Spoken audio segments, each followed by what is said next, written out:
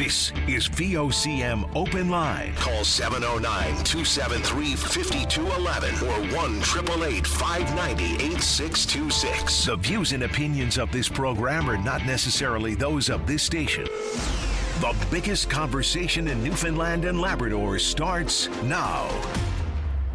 And good morning, everyone. Linda Swain in on VOCM Open Line, ready and willing and hopefully able to take your calls this morning. How'd you find the commute in this morning? It's a little bit tricky, isn't it, with all that extra snow on the ground, and sight lines have all changed. You got to creep out of those parking lots and around those corners and hope that you don't get dinged when you're trying to see what's coming your way.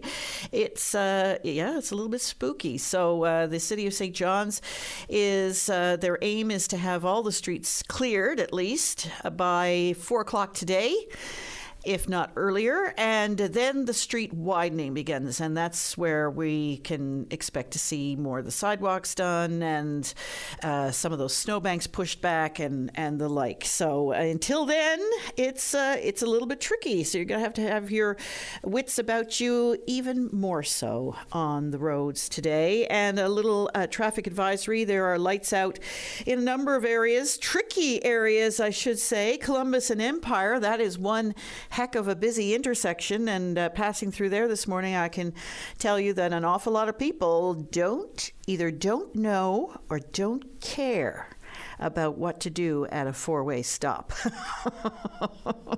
It might be the latter, I'm not sure, but a lot of people saying, you can clearly see the decision-making processes that are going on. Okay, well, he went, I'm going to go too.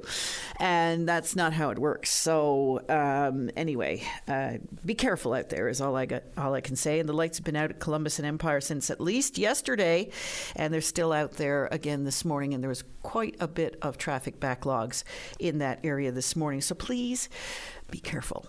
Well, is the wind to hydrogen rush over? It appears so. Energy Minister Lloyd Parrott says there are still some viable projects on the go, but the landscape today looks very different than it did a few short months ago. For some time now, of course, there have been questions about what's going on with World Energy GH2's plans. That's becoming a little clearer to us now.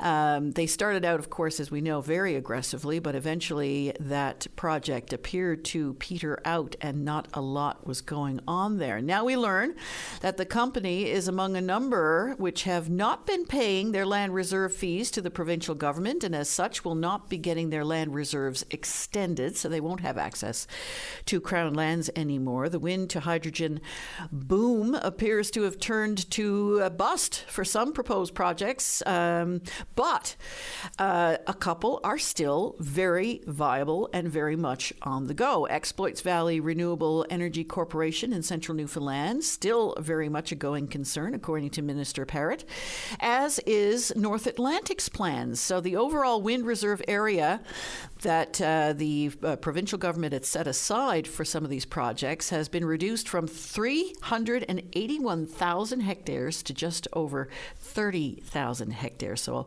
that large amount of Crown land now reverts back to the provincial government.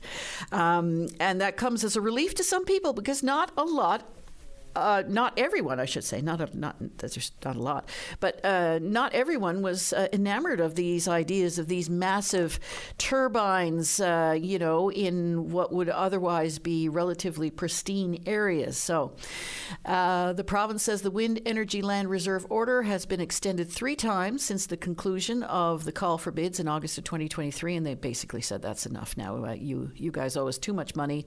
They're going to start the collection process. Good luck in some cases is what I have to say about that. But anyway, if you have any thoughts on that, I'd certainly welcome you to give us a call. And here's a big question. What does it mean for places like the Stephenville area, which had really pegged its hopes on this kind of development? And what happens to the land that's already been developed? in those areas. If you recall, we had conversations with the former minister, and he said that it was the onus of these companies to do the mitigation and do the cleanup and do the rehabilitation once they were done with the land. Is that still the case? Are we still going to hold companies to that obligation now that they no longer have access to the land, and some of this work has already been started? So anyway, I'd like to hear what you have to say about that. And the whole idea behind World Energy GH2 and John Risley, that whole story is starting to become a little more clear now with some of the latest news that's coming out of Nova Scotia. John Risley's firm, CFFI Ventures, owes more than $776 million US, according to court documents filed in Nova Scotia Supreme Court, and that includes millions of dollars owed to Risley's longtime business associate, Newfoundlander Brendan Paddock, who filed an application in Nova Scotia Supreme Court saying that Risley's CFFI owes him $22 million, and that company is now undergoing restructuring. So, lots happening there.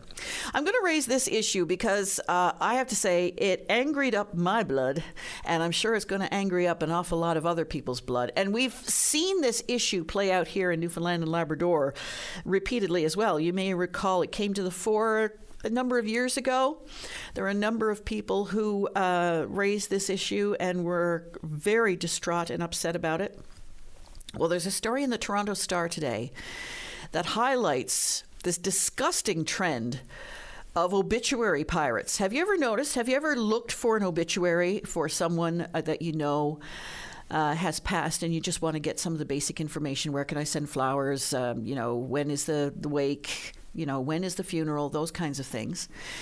And you have to do a bit of scrolling sometimes to get to the funeral home if you're just doing a general Google search.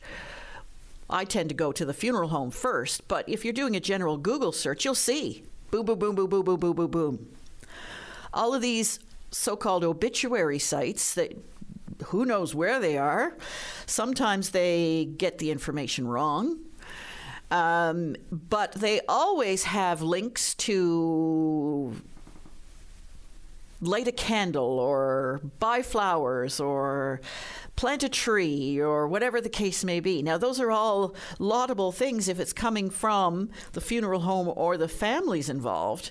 But these are coming from companies that are simply profiting off of people's grief.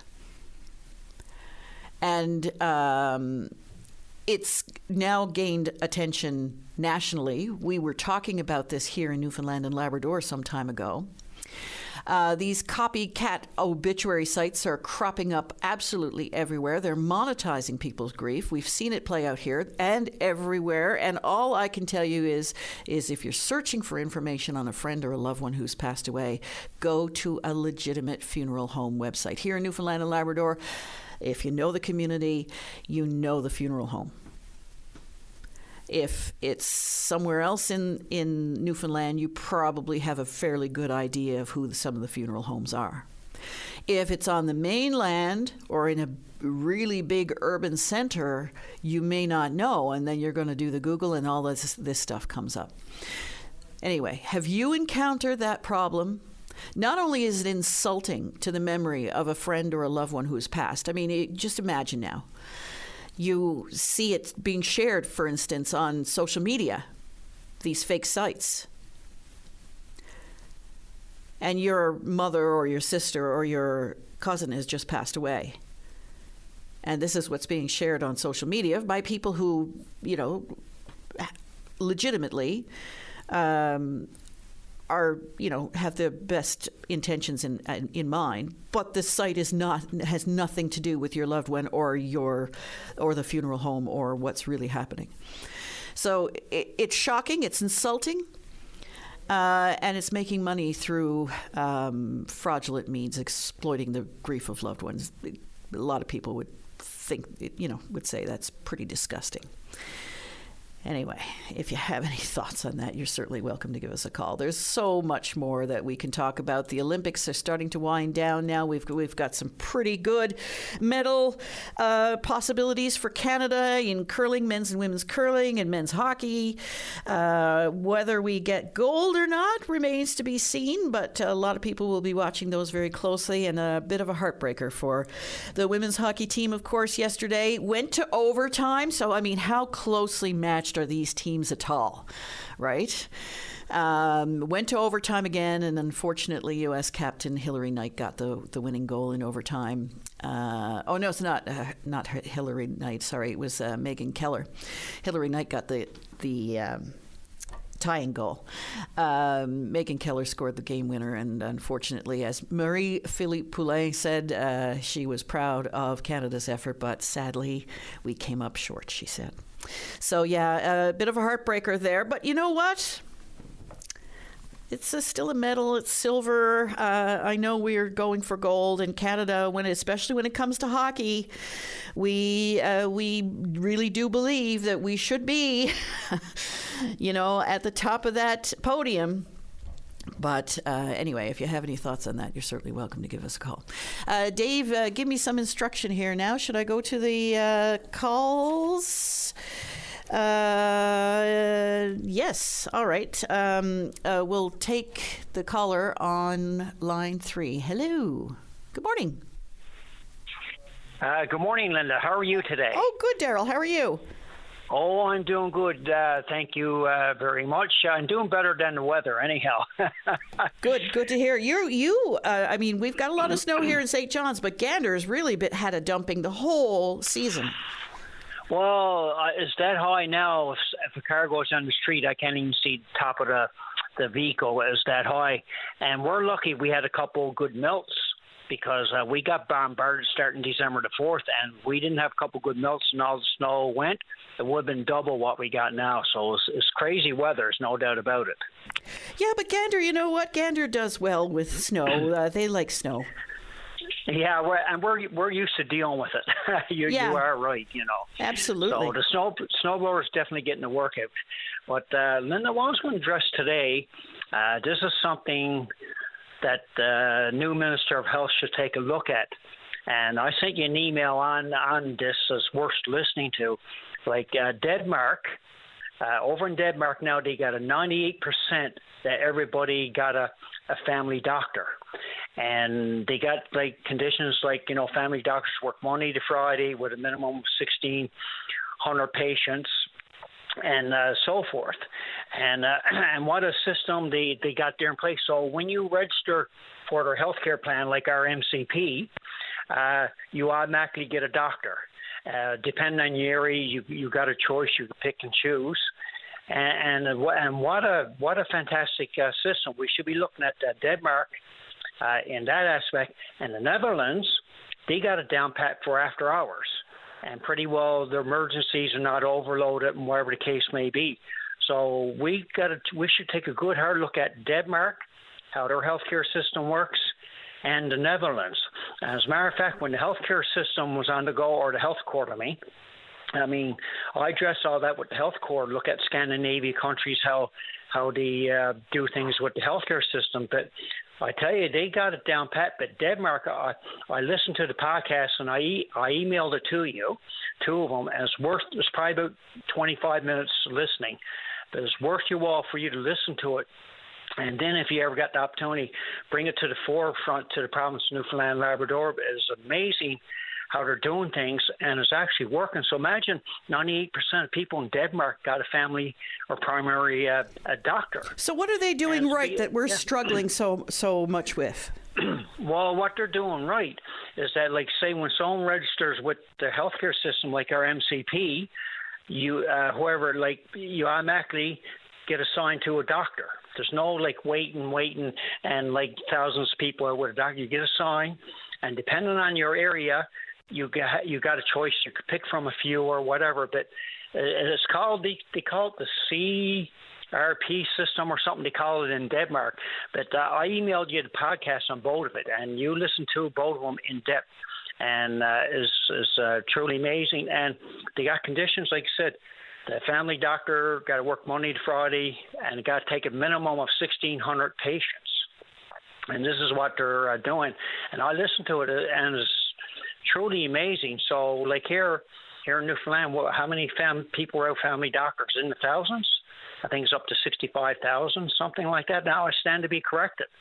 But what we got to do is take a look at this. I think in 2025, a Canadian delegation went over and at those countries and took a look at it. And but yet there's nothing being implemented. So this is what we got to start really taking a good hard look at. We got to start thinking outside the box and look outside how other countries are doing it. And Denmark and the Netherlands, I listened to it and I read up on it. It's amazing how they're doing things. Now they're still, they got issues like recruiting doctors, but what they're doing in Denmark as well, they're training more and more health care providers as well. So they got some bit of struggles that way, but overall, what a fantastic system. So if you get the opportunity, I emailed you those two podcasts. It's worth listening. It'll only be about an hour of your time total, and it's worth bringing it to the forefront again and address this, because this is what we need to be doing. Rather than I'm hearing a lot of political mongering lately, a certain physician, I know, probably getting paid whatever, and because it's come from one pot versus the other. That to me, it don't matter, because it's still taxpayers' dollars. Who cares? Let's start focusing on what needs to be done, like what I'm addressing here now. And I challenge all the parties, the PCs, Liberals, the NDP, Independents. Start focusing on issues like this that needs to be done, not the political mongering like we're listening to lately and so forth. Let's get down to business, because we're all in the same boat. Let's get down to business. Everybody work together, and let's try to get things done for the better. I appreciate that, Daryl. Thank you very much. And what I would suggest is you send those podcasts along to the Department of Health as well, so they can have a look at it as well. Yeah, I thought about that as well. I sent stuff before, but you don't get no response back. So maybe I'm sure I sent it to the right email, but I know they're all listening to your talk show as well, or their assistants or whatever. So I challenge the Minister of Health, Leila Evans, to take a look at this and see how it's all done. But not only her, but all the parties. And everyone else, whoever want to venture in to see what detailed information, but it would be worth your while and worth the listening, and it's worth a further discussion, because the way things are going now, I mean, everything's on the brink. So this is a good opportunity to enhance things for the better, and if they look at that system, hardly anybody be without a family doctor. So it's worth the venture to take a look at. Okay, I appreciate that, Daryl. Thank you. No, not a problem. And thank you for your time. Keep up the great work, and all the best to you and your staff at VOCM and your listening audience. And have a great finish to your day. Yes, good weekend as well. Thank you so much. And this weekend as well. Thank you. All righty. Right on. Bye-bye. Thank you. Bye. We're going to take a short break, and when we come back, we're going to remember Wildlife Conservation Officer Harold Lavers, coming up right after this. And we're going now to Chris. You're on the air. Hi, Chris. Hi, how you doing today? I'm good. How are you? Good. Can you hear me okay? I can indeed. Awesome. Thank you for allowing me an opportunity to come on this morning to speak about Howard Lavers and his tragic death in 2013. Yes, absolutely. I remember it so well. Yeah, I still remember it very well. If you don't mind, I wouldn't mind just saying a few things here.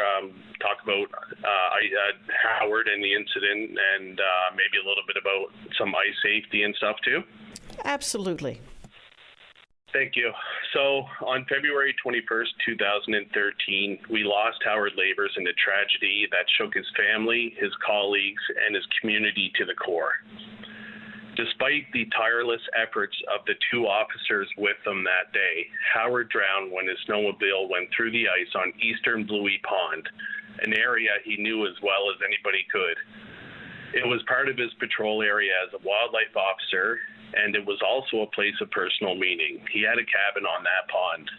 He had crossed that same stretch of ice countless times before without incident. It was familiar, it was routine, it was home. And yet, as we are painfully reminded, familiarity does not guarantee safety. Howard was nearing retirement after years of service protecting Newfoundland and Labrador's natural resources and serving the public with dedication. He was looking towards the next chapter of his life. Instead, that chapter was taken from him far too soon. Howard left behind an incredible family who continued to carry the weight of his loss. He left behind friends, colleagues, and a community that knew him not just as an officer, but as a neighbor, a friend, and a good man. His absence is still felt to this day. Howard's passing was not only a personal tragedy, it also exposed a preventable gap in workplace safety. Prior to his death, officers had fought to be provided with PPE for snowmobiling operations. Those requests were denied. After Howard had passed, the Newfoundland and Labrador government was found to have breached the Occupational Health and Safety Act, and they were fined. In the aftermath, change came. Wildlife officers were provided with the training and the PPE they had long requested. Protections were put in place that may very well save lives in the future. It is a painful truth that sometimes safety improvements are written in loss. But because of Howard, officers today are better equipped. Because of Howard, conversations about safety are taken more seriously. And because of Howard, another wildlife officer may one day make it home safely to their family. That is part of his legacy. Howard's story reminds us of the importance of vigilance, of checking the ice no matter how well we think we know the area. It reminds us that routine work can carry hidden risks, and it reminds every employee the responsibility to speak up when something feels unsafe, and to keep speaking up until somebody listens and changes are made. Thank you. Chris, are you a conservation officer yourself? I was a conservation officer that worked with Howard every now and then. I was stationed a little bit further away in Corner Brook, but I did that for 16 years, and actually for the last year and a half, I've had the honor of working with NAPE as a servicing rep. I see. That's good to know.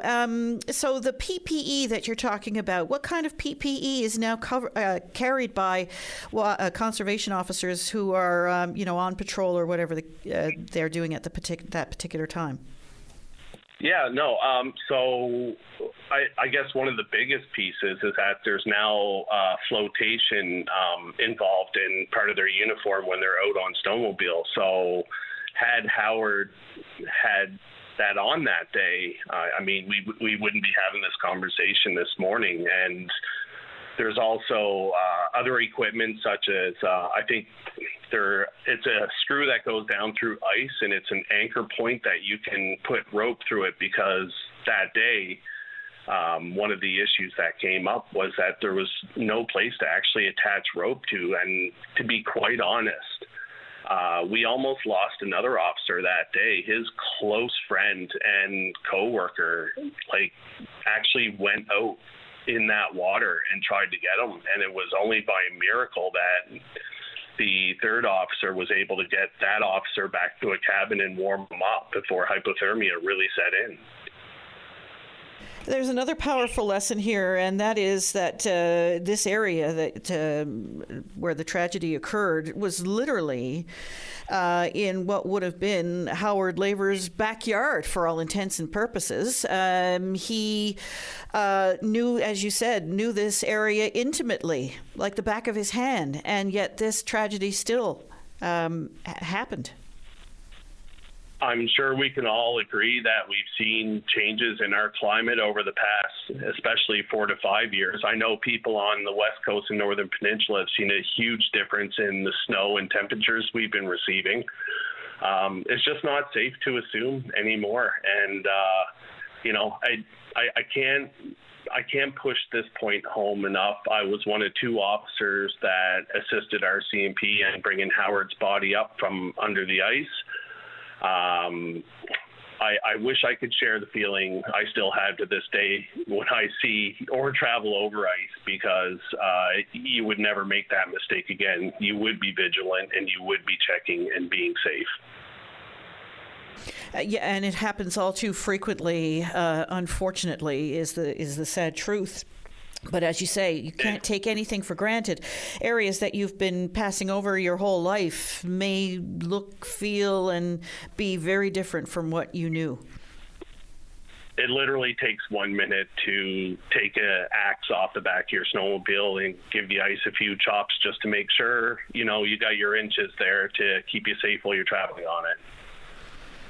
Chris, so sorry that this happened and that you had to experience it in such an intimate way and lose such a close colleague. But I'm happy that you're able to join us today to share the powerful experience and to prevent this kind of tragedy from happening again. I thank you for your time. Thank you very much. Have a good day. You too. Bye-bye.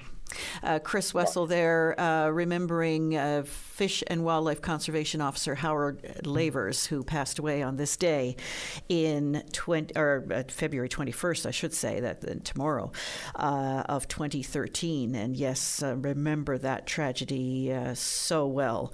This was a man who was experienced, knew the area, and still the elements managed to get him. So powerful lesson there for all. We're going to take a break. When we come back, we hope to speak with you. And we're back. We're going now to Leah Patterson. You're on the air. Hi, Leah. Good morning. How are you? I'm good. How are you? Good. What's on your mind?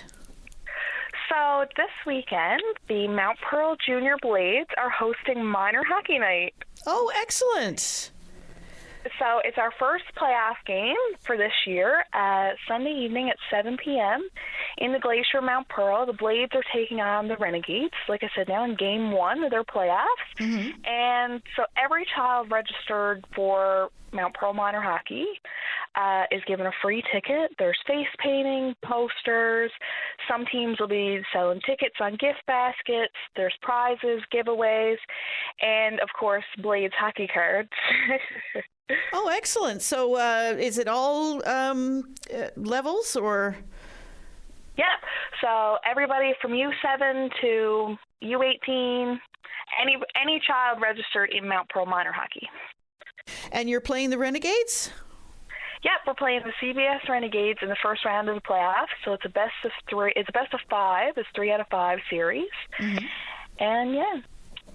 Oh, well, that's very exciting. So that starts tomorrow evening, you said? Nope, Sunday evening. Sunday evening. There you go. I was taking notes as you were talking, and I didn't get the day. Sunday evening, 7 p.m. at the Glacier. So tickets are available? Yep, tickets are available at the box office. And like I said, now any child registered for Mount Pearl Blades Minor Hockey, your coach or your manager will have your tickets. Excellent. And such a great venue. I love the Glacier, I have to say. I love the Glacier. It's such a nice arena. It really is. Yeah, absolutely. Well, that sounds like an exciting bit of hockey. And it starts 7 p.m. The playoffs at 7 p.m. on Sunday at the Glacier. Yeah, so hopefully Sunday Canada will have a gold medal and the Blades will have Minor Hockey Night. There you go. There you go. Everyone will be excited and not distracted by the Team Canada game at all, right? Yes. Well, Leah, thanks so much for letting us know about it. Thank you. Thank you. Okay. Bye-bye. We're going to go now to Mike. You're on the air. Hi, Mike. Hey, good morning, Linda. What a beautiful morning it is. Yes, it is. Nice to see the sun shining. Yeah, no, Linda, I wanted to call in today, and I want to put my name out there. My name is Mike Coos and stuff, and a lot of people probably know me as regards of a major advocate against these wind energy projects and stuff from going back to 2022. And here we are today, 3 of these projects are failed, and Newfoundland taxpayers are on the hook for probably $20 million in land lease fees. So from 2022 to 26, these projects that were going to make us rich and was going to pave the streets in gold, but here we are, they can't even pay their land leases. But I want to go back to 2022 first, when this crime was committed, and I call it a crime. Newfoundlanders went to bed one night, and we had a 15-year wind energy moratorium. We had a 15-year wind energy moratorium. And I'm known that the 500,000 people in this province, the next morning they woke up, and there was 3.7 million hectares, almost a third of the land mass of this province was zoned wind energy. Newfoundlanders never knew. There was no consultations. There was no referendum. There was no nothing. So we went to bed one night, wind energy moratorium, 15 years. The next morning they woke up, 3.7 million hectares of this province was zoned wind energy. So that's when the deed was done. That's when the crime was committed, and it was committed under the Fury government. But what has happened since? And when I found that out, I was the first one probably protesting, and then thousands gathered, and there was everybody got involved. There was lots of groups made up on Facebook and stuff, and they were in shock. People were worried about these turbines were going to be in their backyard, and it's been stressful. There's been mental health for these people in these small communities, and it has been for 4 years. For 4 years, there was no consultation.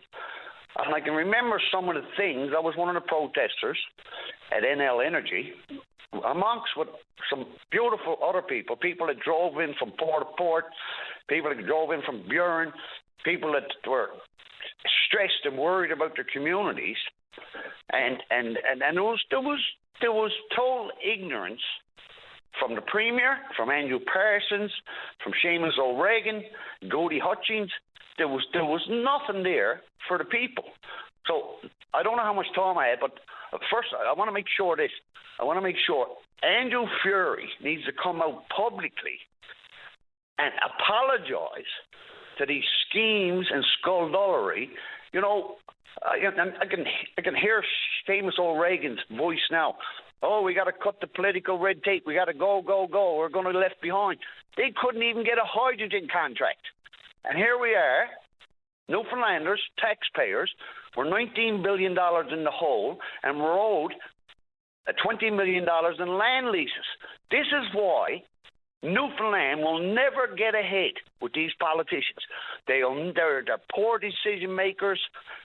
You go back to Brian Peckford with the cucumbers. That cost taxpayers $22 million. These brain schemes that they come up with. And I was the first one to protest it back in 2022. When I woke up and I found out and it came in the news, I said, what? 3.7 million hectares to wind energy, right?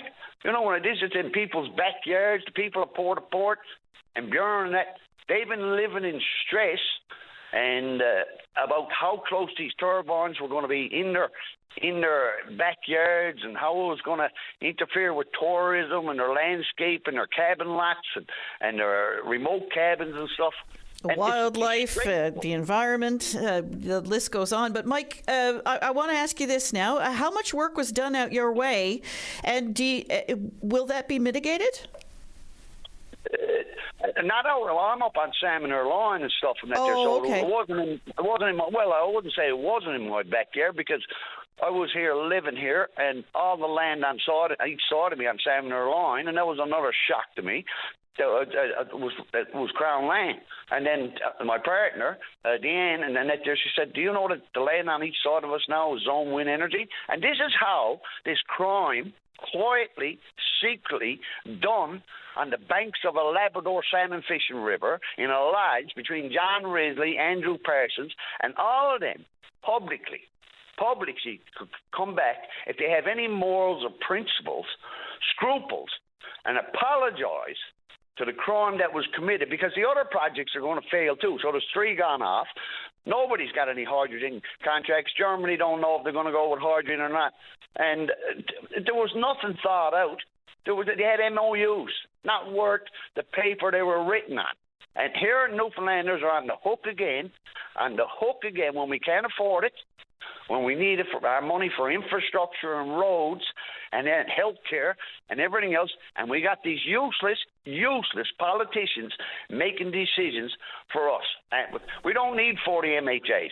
We don't need a premier. We need a financial manager in this province. We need a financial manager that will balance the budget, will pay off the debt, and stop fooling around with these knucklehead decisions that they make. We're never going to get ahead. And here is Newfoundland. I got to say it. We're rich in fishery, rich in mining, IOC, Voisey Bay down on Nickel Find, one of the largest in North America, major hydro projects, you name it. 500,000 people, Newfoundland and Labrador is rich in resources. And we can't balance a budget. We can't handle our taxes. It's unbelievable. But to hear that, and Linda, are they going to collect that $20 million? No. Mike, I appreciate your call this morning. Thank you very much. Thank you very much, sweetie. All righty. Bye-bye. Your thoughts on what he's had to say? Oh, okay. Sorry. Line 4? Okay, we're going to go to Rodney on line 4. Hello, Rodney. Hello, how are you this morning? I'm good. How are you? Oh, not too bad. I just want to pass on a little bit of information there, Linda. I'm a resident of Grove Road, and of course we got a lot of snow, and every road is poor, and I know they're doing their best to do what they can. But this morning up here off of Groves Road is Pitcher's Path, and we have a school bus off the road up here right now. And to me, anyone with a grain of sense wouldn't come in this road this morning in a school bus. Is there children on the bus? There's no children on the bus, no. But the bus is off the road at the Pitcher's Path. That's a road that's off of Groves Road, underneath the overpass, past the overpass. And so what's the road conditions like there now? Obviously still quite snow-covered and slippery. Our road is very, very bad, Linda. It's a road that's, there's a lot of woods around here, so every flake that falls stays on the road, you know what I'm saying? And, I made a call last night and so many more, and I don't mean to harass no one or put no one down because the boys are working hard. This has been a lot of snow. We haven't seen it in years, and I understand. I do snow clearing myself. But up here, it's a little bit different matter, and we don't have fire hydrants up here, for instance, right? And to bring up a fire truck up here now would nearly be impossible. Well, I appreciate you letting us know about it. So obviously, some attention needs to be paid there. A school bus has gone off the road on Pitcher's Path. The road is currently snow-covered, and you want to see some crews down there to help clean that up and, I guess, get that bus off the road somehow. Yeah, they're going to have a job on their hands right there, right now. I don't know who was called or who was involved, but I'm sure they've been contacted. But the road, once again, like I said, I don't see a city plow, and it's going to take. It's not going to take just any plow either, Linda. That's the deal up this road. You really have. I'm a strong believer. If you're going to do this route up this road, and any route that you're snow clearing, I hope you would be advised and have a look at the road before the snow fell. Rodney, I appreciate your call this morning. Hopefully everybody's okay. Yes, please God, and I appreciate you taking my call. And have a great day, and you does a wonderful job, madam. All right, thank you. Appreciate it. Bye-bye. Right, bye-bye. School bus off the road on Pitcher's Path, just off Groves Road, and obviously road conditions still quite poor in some areas. What are your thoughts? Give us a call. And we're back. And caller off the air wanted Dave to ask the general public whether or not permits for the food fishery are out yet. Apparently the rumor is they are, but the caller wanted to know if that's the case, if that's true. If anyone happens to know, they can certainly call in and let us know. We are going to go now to Debbie. You're on the air. Hi, Debbie. Hi, good morning. How are you this morning? Oh, my God. I feel like Desperate Debbie. Oh, no, Desperate Debbie. No, we don't want Desperate Debbie. I'm living in We want Delighted Debbie. Hopefully I'll be delighted after this call. But I live in Southlands. We tend to get a lot of snow. I have no problems with the city. They're doing what they can. But the only thing is, my driveway is blocked. I have called. I've been up since 6 o'clock, calling and online and sending messages. I've been doing this since the storm. I cannot get any assistance. I'll pay for it. I mean, I have a snowblower. I'm 3/4 the way down, but if I don't get it out, I'm here with an elderly mom. We both have medical conditions.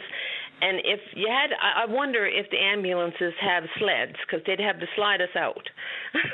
You know, like it's getting that bad. You can't even sleep because you're thinking about it. Right. So is it just because there's a lot of snow in Southlands right now, or are you situated in a way that the snow tends to pile up there? Well, it does, but I'm physically only able to do so much with my snowblower. I'm going to run out of gas soon, and I'm going out again. I'm out 3 to 4 times a day. It's my driveway. I got to get it cleared, you know? Like, I got to get through that end. Oh, man. Gotcha. And it's about 6 feet down there, and there's got to be someone who can help. Well, I'll pay them for the services. I don't expect it for nothing. Right. There's a lot of services out there, a lot of contractors that are available. I've been calling. You don't even get a response for days. Yeah, because I guess they're flat out. I can't sit any longer because once it freezes, I'm really going to be in trouble here.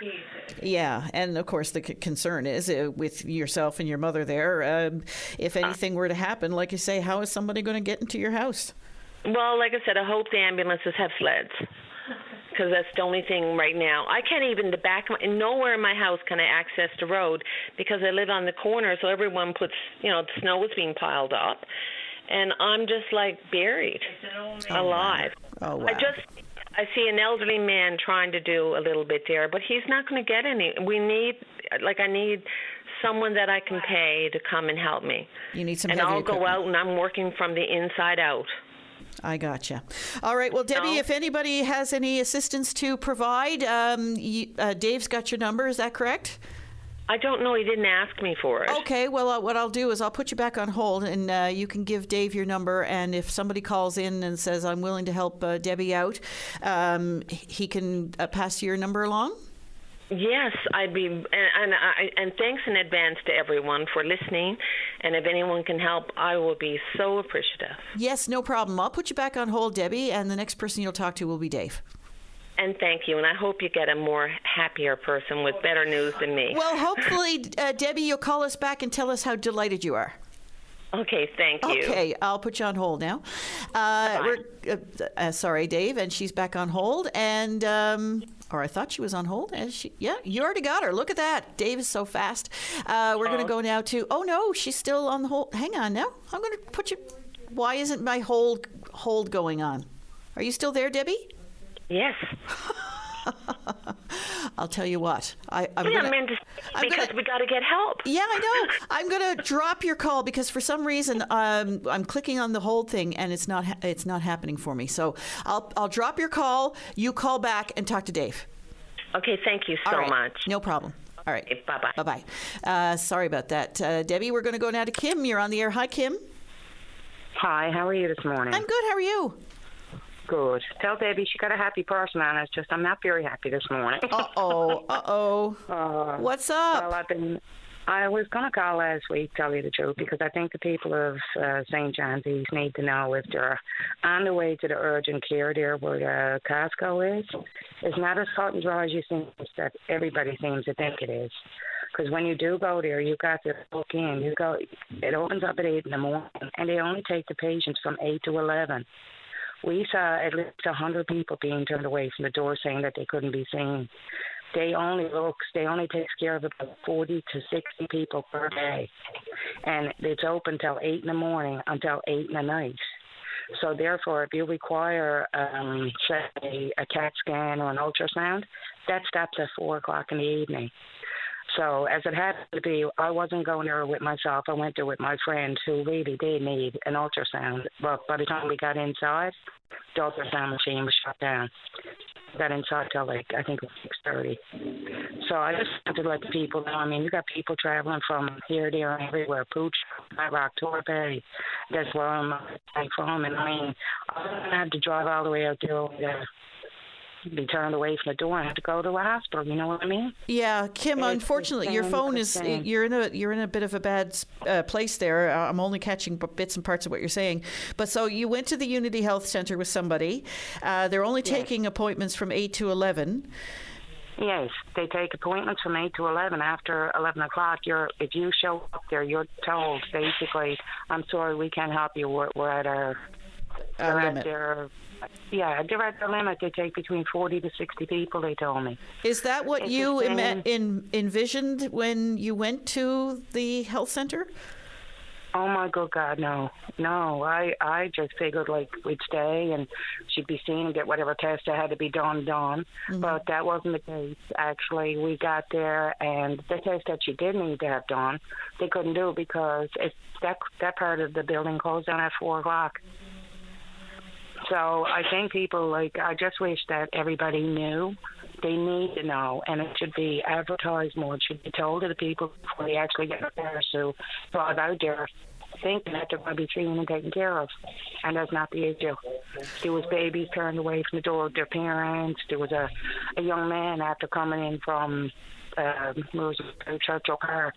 One of the doctors told him to go there to get his eye patch removed or whatever for, a reset, but they couldn't even see him. He had to go back to the hospital again.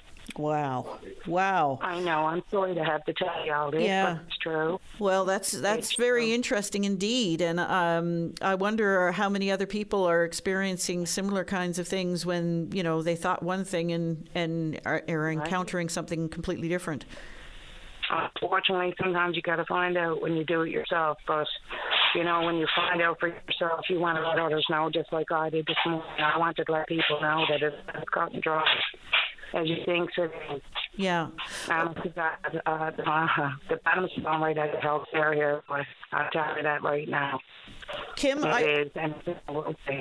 Kim, I appreciate your call. Unfortunately, your phone line is not the best this morning, but I think we got the gist of what you're saying, and I appreciate your time this morning. I'd like to hear what others are experiencing when they head up that way.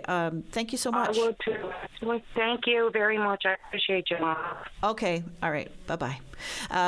Kim there with her experience at the new Unity Health Centre, and I'll share a story myself after the news break about blood collection there as well when we come back right after the news.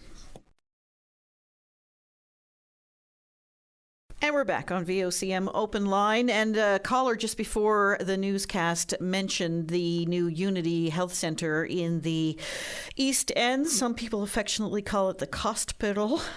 The urgent care clinic that's there, of course. And the woman called to say that she was a little surprised when she arrived there to find out they were only taking appointments from 8 to 11, and anyone who shows up after that is good luck to you. You may not be getting in. Well, I had an interesting experience a few days ago when I accompanied someone to get blood work done at the new Unity Health Centre, and the person I went with had a appointment made for blood collection. So I don't know why I thought this, but I thought it would be walk in, show up, get called, walk out. But that's not how it worked. We walked in. There were people lined up, by the way, in a big bubble around the main doors. The place was on wheels. It was blocked solid. I counted at least 60 people there when I was there doing a rough head count, because that's what we do in journalism. We're very good at doing the rough head counts. And because we had an appointment, you just had to go to a little iPad there and just acknowledge that you were there instead of lining up to get an appointment, if you know what I'm trying to say. Anyway, and we waited and we waited and we waited and we waited and we waited and we waited and we waited and we waited. And 45 minutes later, I said, this doesn't feel right to me. So I went to the front desk and I just asked. And they said, oh, yeah, you have the appointment. And, oh, yeah, you've registered. For some reason, you're not showing there. I don't know why. Okay. So then we waited and we waited and we waited and we waited. And finally got the blood work done. I think it was, all told, with the appointment made at a particular time, we were in and out of there in about 2.5 hours. Anyway, not what I was expecting on a busy work day trying to figure things out. But anyway, there you have it. If you have any thoughts on that, you're welcome to give us a call. We're going to go now to Chris. You're on the air. Hi, Chris. Hi, good morning, Linda. How are you? I'm good. How are you? Good, thank you. I just wanted to talk to you about the Canadian Dental Care Plan that came in, I guess, a couple of years back. At the instigation of the NDP party to keep the minority Liberals in power at the time, that they introduced this program. And what started out as a very uplifting program, the Canadian Dental Care Plan for seniors and low and middle income earners, has now become a financial nightmare for some, not all. How so? I'll explain to you if I may. I went into the Newfoundland Teachers pension group and to get some information or see what I could find out. And they told me that there were literally thousands of people in the same boat as I, not all teachers, by the way, a lot of other public servants who work with government groups, and found that what happened to me happened to them as well. And here's what basically happened to me. I received a letter back on February in 24 to tell me that I may qualify, and basically they went through the rules, and seemingly I did. Now, in my application, it had mentioned that, do you have access to dental insurance? Now, as a teacher, there was a dental insurance plan. I had it up until my kids could avail of it, and then I had to opt out because I literally could not afford it. It was a matter of, to use a political term today, affordability. I was a one-salaried family of 4, and once my girls were beyond the age, I opted out, and so did. And that was it until 1924, when I was alerted to the fact that there was this new dental program for which I applied. I needed some dental work, but it was no urgency. Anyway, the bottom line was I applied and was given coverage. As a matter of fact, I got 100% coverage. And I had that for the best part of 24, and into 25. And in in March of 25, I received a letter to tell me that my original application with the Canadian Dental Care Plan was about to run out on June the 30th of 25. Right. So I had been a year with this with acceptance. Yeah, and then you had to reapply. Yeah, everybody had to do that. Yeah. Yes, I had to reapply, but on June the 20th, it was running out on June the 30th. So on June the 20th, I made my first visit to the dental office, almost a year in. And I had some dental work done, and to the tune of over in excess of $4,000. Okay? And then on March the 14th, March the 14th is when I got that letter. Then I had a letter come after on January the 15th of this year, 26, to tell me that I didn't qualify because I had access to, that there was a program there. That's what they're telling me, that there was a program there that whether I could afford it or not was irrelevant, and that I should have to pay this money back, even though I had 100% coverage. They sent me the card that I presented to the dentist office and what have you. And like I said, thousands of others are in the same boat. I get the exact same pension amount today in 2026 as I got back in 1998, 28 years ago when I retired. Never a penny increase, no indexing, no increment, no nothing. I couldn't afford it back then, and I certainly can't afford it now.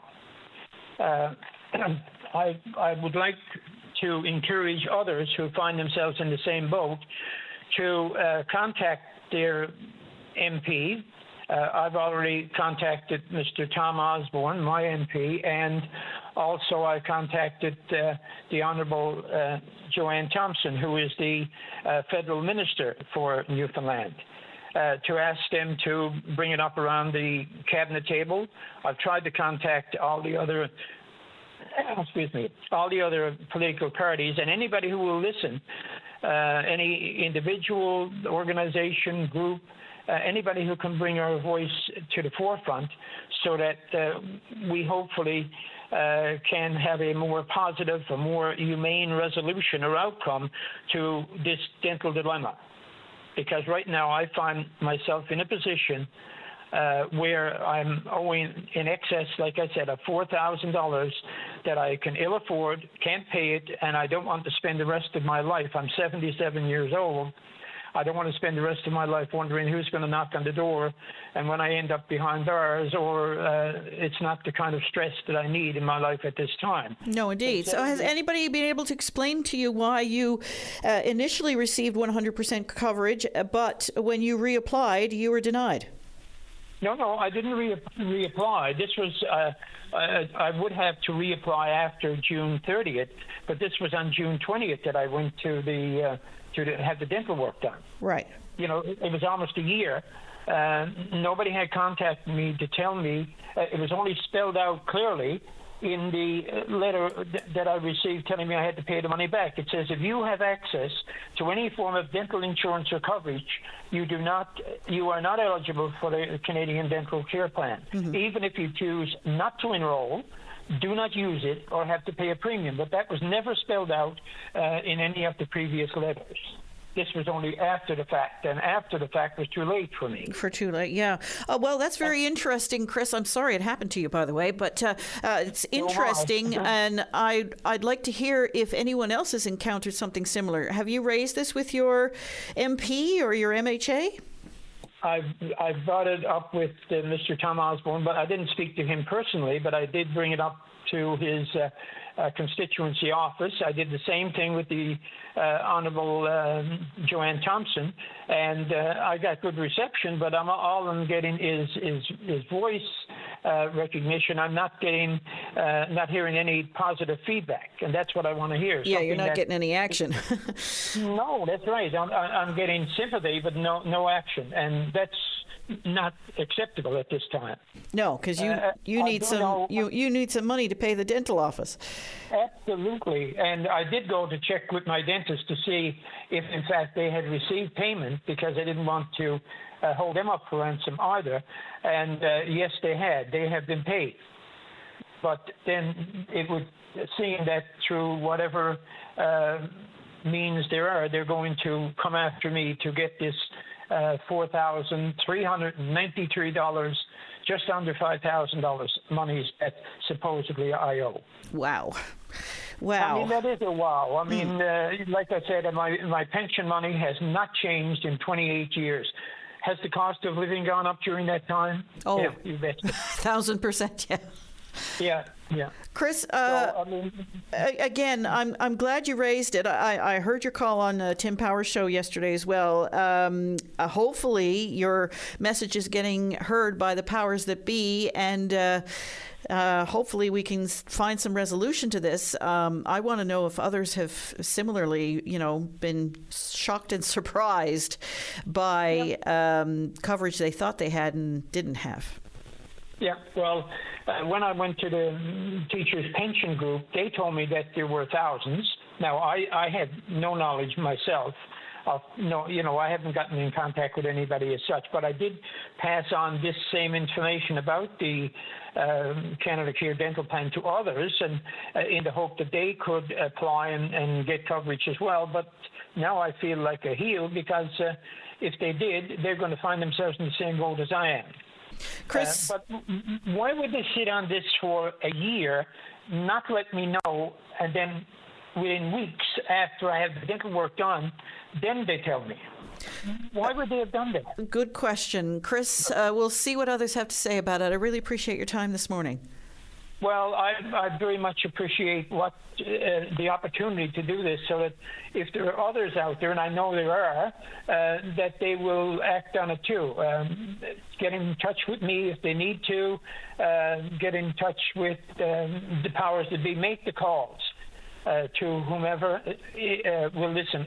Any voice that can bring our stress situation forward. All right. And Linda, I do thank you very much. Thank you. All Thank you. Bye-bye. Bye-bye. Have a good day. You Bye-bye.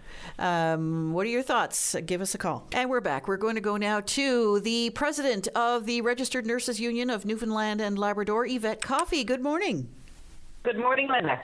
How are you this morning? Not bad. It's a little bit cold out. All dug out? Oh, yes, all dug out. Not that I was at it now, but... Very good. I wanted to talk to you about the release that you sent out yesterday regarding the budgetary process and some of the recommendations that the Nurses Union is making to healthcare. But yesterday we received a call from a gentleman whose wife is a nurse in the nursing system and is required 24/7 and couldn't get off her street because it hadn't been plowed yet and there were no provisions made. So how does that normally work when you have a so-called snow day and healthcare workers need to get to where they need to go? Well, if healthcare workers cannot get into work, the policy of NLHS is that they have to use their own leave, annual leave or loo time or whatever. Remember during Snowmageddon, and there ended up being a group that went out and would take people into work. Yes, I forget the name. They had the big Jeeps and stuff. Yeah. Yeah, the 4x4s and that, right? And they were doing it. They were doing that for a while. They did an absolutely fabulous job. And years ago, we used to do that. Used to be as well. But then you get into liability issues and insurance and all that. So the healthcare organization said, no, we can't be doing that, just getting people, public to transport employees because of insurance reasons and that. So basically, you're on your own. So even if you get your own driveway done and you can't get off your street, you then have to use your own holiday or loo time to cover off your shift. And those who are left in the hospital, what they usually do is send out an email and say, can you bring extra clothes with you just in case you end up stranded here? So there's no provision, because we talked about this yesterday, but I mean, in radio, we have to be in as well. We don't get snow days either. But the company makes provisions to ensure that you get in safely. So in our case, myself and Dave, for instance, we got a ride in with an engineer in a 4-wheel drive, and others have as well to make sure that they were in for their shifts. So does NLHS not have anything like that to help out frontline workers? They do not, and therein lies the issue. Very good. I wanted to put that to you this morning. Now, in terms of the budget that's coming up, the RNU is making a number of suggestions and recommendations on ways to streamline the service and make sure that the government is not, as you say, shifts from crisis spending to real healthcare solutions. What are you suggesting? So you've heard us talk about the use of private travel agency nursing and how expensive it is. It can cost upwards of $300 to $400 an hour. We have already spent in this province, I think it's $369 million, which is almost $500 million on private agency nurses from companies outside of Newfoundland and Labrador. This is not even companies in Newfoundland and Labrador.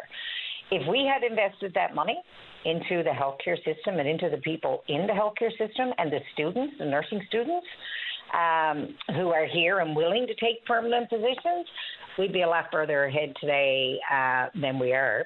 And what we're saying is we need to invest in the workforce, in the public sector, and we need to make our workplaces safer. We need to stop the 24-hour shifts.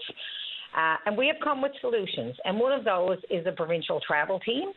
And we have already had some very good discussions with the Premier, with the Department of Health, and with Treasury Board Secretariat. So we're already underway looking at a model that we presented to government on our own travel team, unionised travel team, which will cost a heck of a lot less money than these private travel agency nurses.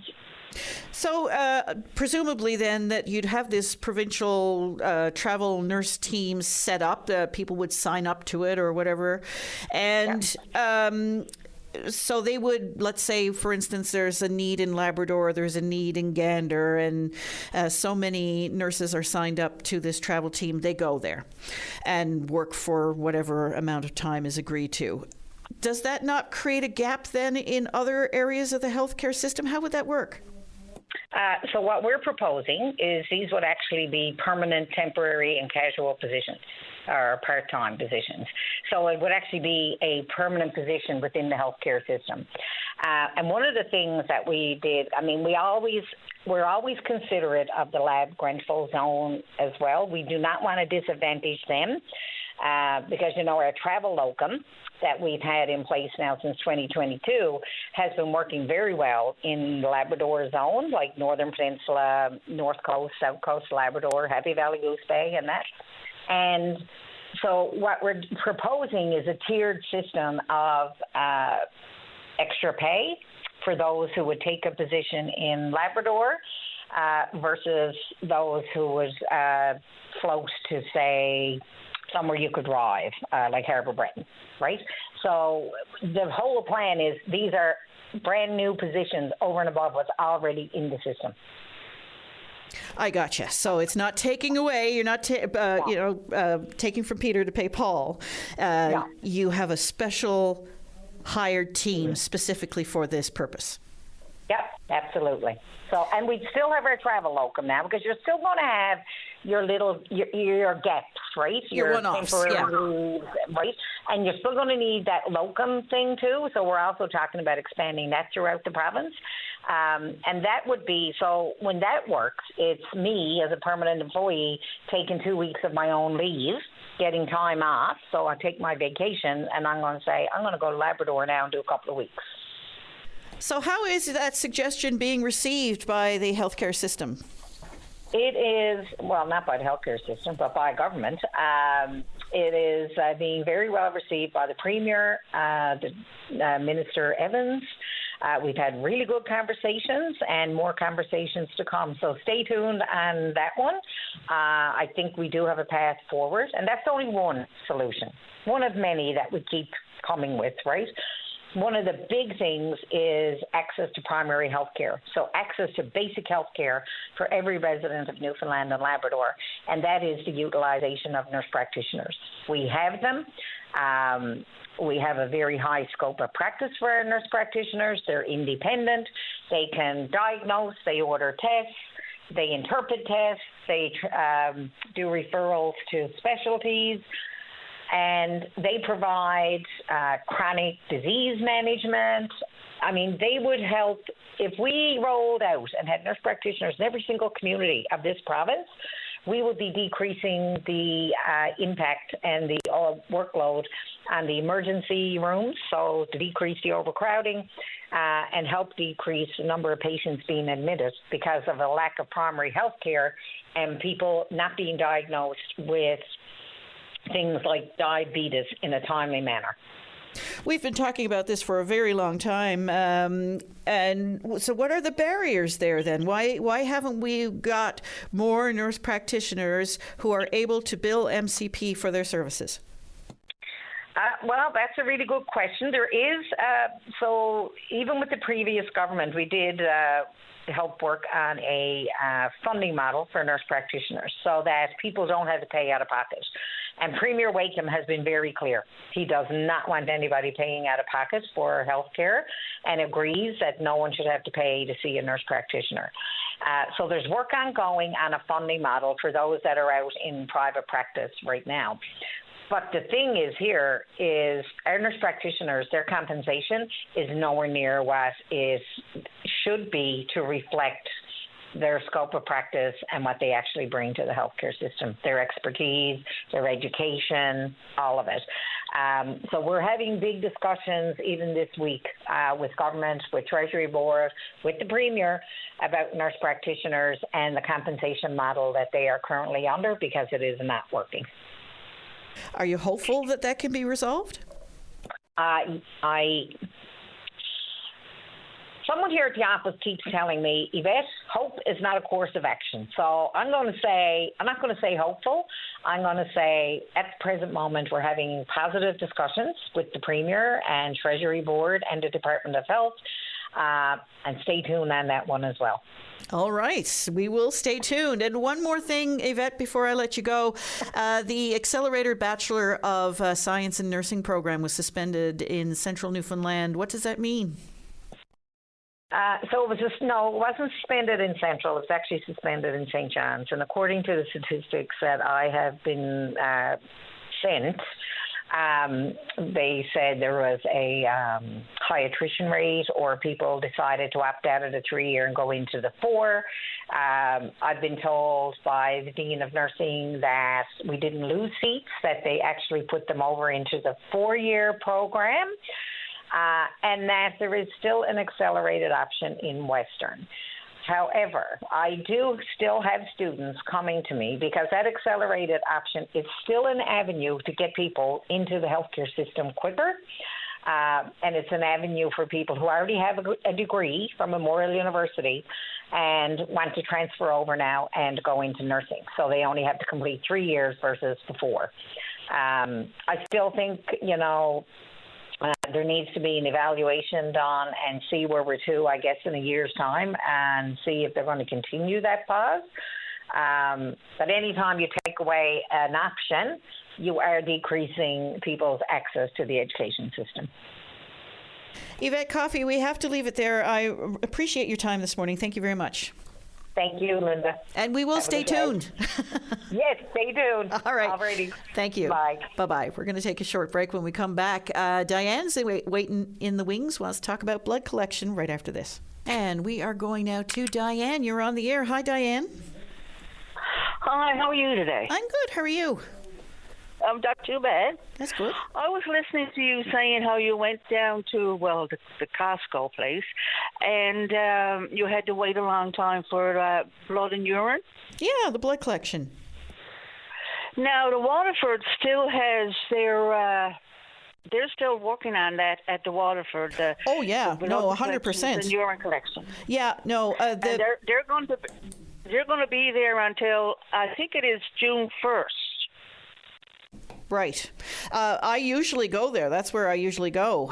But I was with somebody else who had an appointment booked there at the urgent care clinic. And so, if I'd known that, I would have encouraged them to do something differently. But anyway, that's where we ended up. But yes, because I went to my doctor on Tuesday, and he gave me a letter to get that done, and he marked urgent on it. So I just went right down to the Waterford, and I got in, and I was only there, I'd say, 15 minutes, and I was in and out. Yeah, I done. had occasion to go to the Waterford for blood collection back in the fall, I want to say. The leaves were falling anyway. Yeah. And same thing. Literally 10 minutes, 10, 12 minutes, in and out, gone. Yes, and also when I was there was about 3 people came in, and they had appointments. So they got in before me because they were in and out no time. But because, I never had an appointment, it was just marked urgent, and they do take urgent. And I was only waiting 15 minutes. So I think it's fantastic. Yeah, absolutely. That you got that option. Absolutely. And well, I tell you what, next time, if it's still open, I'm going there. Oh, yes, no problem. And all you got to do there's nothing to do with parking or nothing. Just go up on the back, park, go down and go in, and that's it. So it was fantastic, I got to say. Yeah, absolutely. Well, Diane, thanks for that. I appreciate it. Okay, and you have a good day, Linda. You too.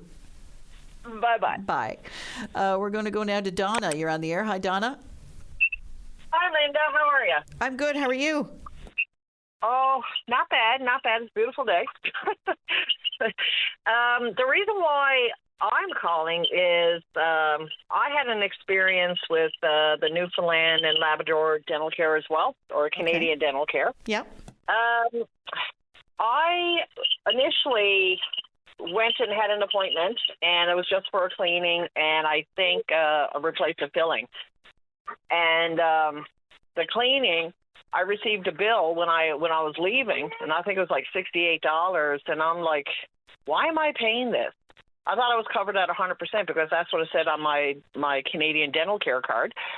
And she said, yeah. She said, no, you're not really covered at 100%. So I talked to So which my is it? brother, Are you covered 100% or are you not really covered 100%? What does that mean? Yeah, exactly. I called my brother who lives in Alberta, and he had the exact same thing done. He was covered 100%. He didn't have to pay a penny, not a cent. So I called up the Canadian Dental Association, and I asked him, I said, what's going on? You know, why is it that Alberta has 100% literal coverage, whereas Newfoundland has up to basically 100%? And she gave me the spiel. She said, British Columbia, Alberta, and Ontario's rates are 2026 rates. Newfoundland's rates haven't been updated since 2022, I think they said. So and Prince Edward Island is another one. So apparently we have the lowest cost for dental care in Canada, and they feel that because we have a lower cost, then we should be able to pay out of pocket. And I said to him, I was like, that don't make any sense because we're like one of the, What? I know, yep, we're one of the highest tax provinces in Canada, you know, per capita, and we are still paying out. Still, we don't have 100% coverage at all. Just like that gentleman said, he was billed for like $4,000 for this dental procedure, and it was probably like something that he had to have pre-authorized. He goes through the Canadian Dental Association. They don't tell him that he's going to have to pay over $4,000 out of pocket. He's told he's got 100% coverage, you know? And this is the excuse that they're coming up with, and it's ridiculous. Like BC, Alberta, Ontario, you can go in for cleanings, fillings, crowns, sedation. You get all this stuff done, and it's covered at 100% just because they increased their rates for 2026. So what do you mean by increase the rates? Does the province, that's what I'm trying to understand. The dentist upped their cost. Right. And because the dentist upped their cost, then the Canadian Dental Association or the Canadian Dental Plan actually covers the 100%, which I think is a joke, you know, personally, because like for us to have a filling, it's like almost $400. So how are we saving ourselves money here? It's like it's unrealistic. You know, it's no better like than paying out of pocket, to be honest with you. I could save up just as much money and go see a dentist once a year, get a cleaning and a filling if I need to, you know, instead of going through this hassle. It's a real disappointment. And I feel like it's us Newfoundlanders again and Labradorians being stabbed in the back by the government. Well, I'd love to speak with somebody from the Canadian Dental Association or from the province who has an understanding of this program or whatever to see what the situation is. Why is it that some people are getting covered and others are not? And I had actually spoken with a lady there, and I was on the phone with her about a half an hour, and she was pretty thorough in explaining. And now this was over a year ago, so my memory is not as good as it was, but that was the gist of what she was telling me, that Newfoundland and PEI hadn't had a rate increase since 2022, so we are considered lower paying for dental costs instead of BC, Alberta, and Ontario. But in reality, we're not. No, God, no. I mean, even our HST, like when you're charging us that, and then HST or whatever on top of it. I mean, So who's responsible for putting in those updated rates? I think it's the Newfoundland Labrador Dental Association. It's just like BC, Ontario, and Alberta. They probably just sent. They have a chart. Yeah. Of what each procedure costs, and they will tell the Canadian Dental Association or whatever dental plan what they're charging their patients, and their patients get a nice 100% coverage. And I'd love to go to see a dentist and get a filling or a nice cleaning and walk out and not have to pay a penny. That would be delightful. Well, if anyone has updated information or can offer us clarification on this, I would love to hear what they have to say. Donna, I appreciate your call. Thank you. Have a great day, Linda. All right. Bye-bye. Bye. Give us a call. Anybody out there who knows what the situation is or how it can be addressed or resolved, or if that's the case, here are the numbers. Bernice is next in the lineup. Hi, Bernice. Hi. How can I help you today? I'm not long out of hospital, and I had to have my mitral valve replaced in my heart, an open heart surgery. And I'm required to have a BiPAP machine. Now, the difference in the BiPAP and the CPAP is for sleep apnea only, whereas the BiPAP helps to control my breathing and the CO2 and blood. And I had to rent it out for 3 months, which at the end of March, that 3 months will be up at $200 a month. And then I'm required to have the full amount, which would be about $5,000 up front to pay for it. It's not covered?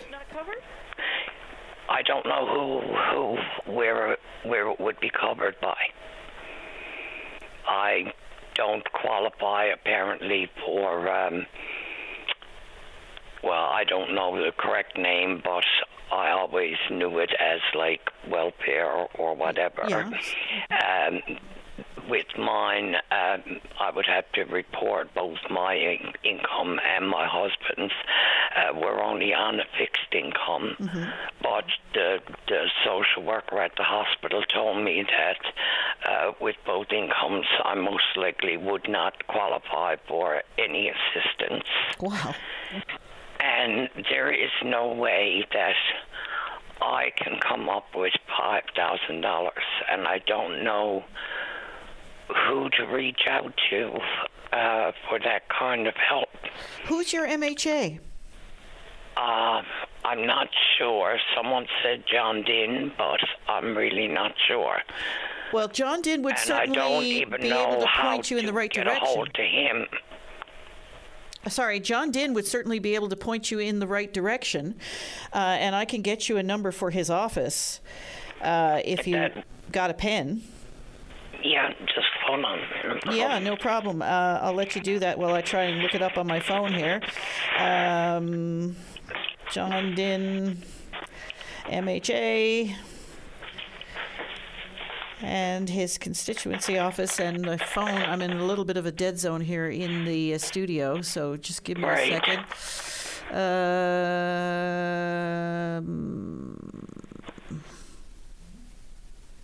That's Jim Din, sorry, not John Din.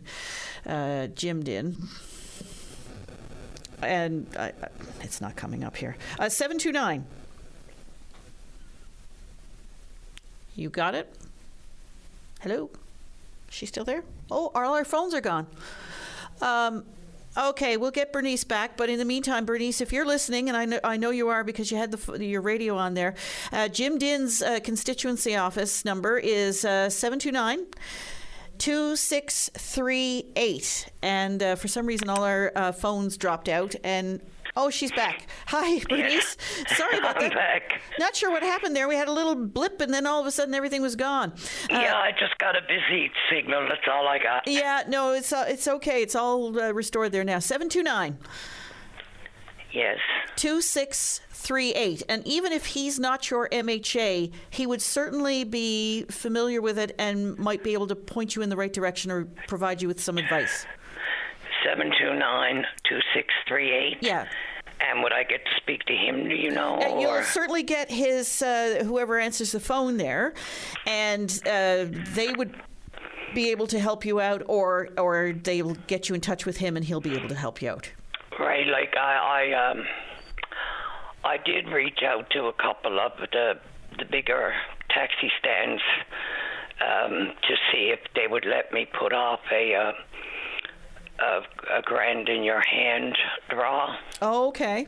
Right, but I called a few times and got put off and never heard anything back. Like, I mean, there is just no way that I can afford that out of pocket. No, of course not. And I can't afford a monthly payment, because as I said, we're on a fixed income as it is, right? Yeah. You know.